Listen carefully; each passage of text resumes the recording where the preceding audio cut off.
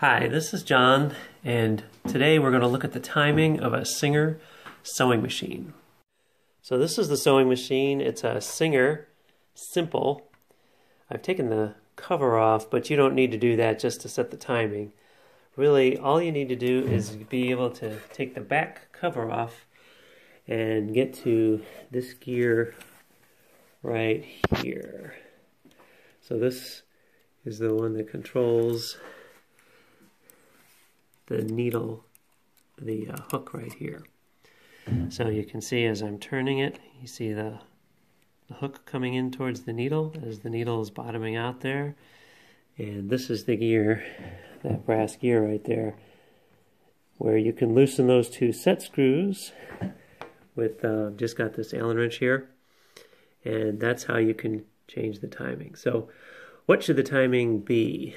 Well, I found this reference here on the internet, and based on this drawing here, once the needle bottoms out and comes up 3/32 of an inch, then the hook point should be just at the needle, so right there.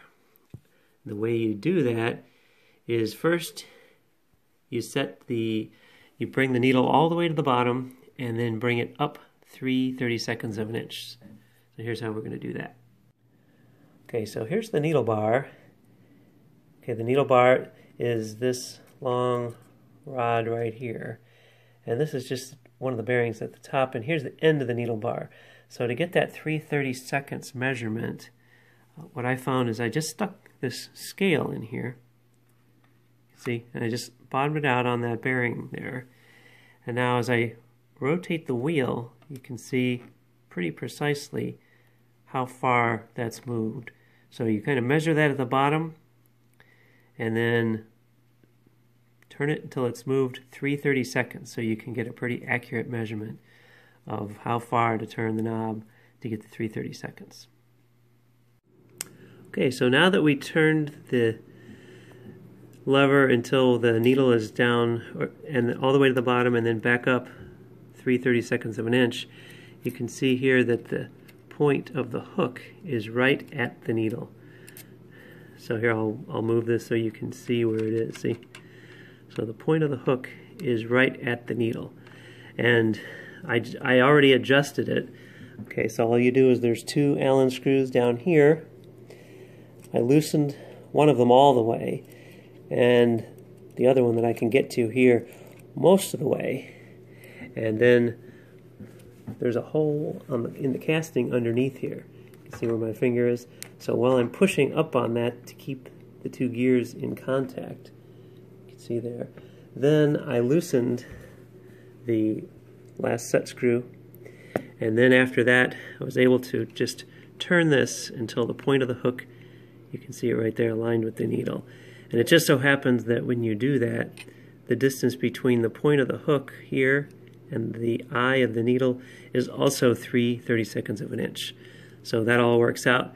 Essentially all you do is you tighten up these two set screws again, and your timing is set properly. So as a final test of the timing, you see I've put it back together. What I've got is this, I got the thread in my hand here. It's been all threaded. And what I'm going to do is I've got it set for the full zigzag. So it's going to be, as you can see the needle, it's going to be all the way one way, and you want to make sure that the hook can catch the thread. There's no bobbin in there, you can see. So watch, we're going to pull it down, and then watch down below there, and you can see, look, there it caught it. You can see the thread coming up through there. So that's on the far right. Okay, so that's successful there, and then it has to be able to catch when it's in the far left. So keep turning it. Now the needle's all the way to the left in the zigzag, and we go down and back up, and you can see there it is down below. The thread got caught right here. So we have it successfully timed.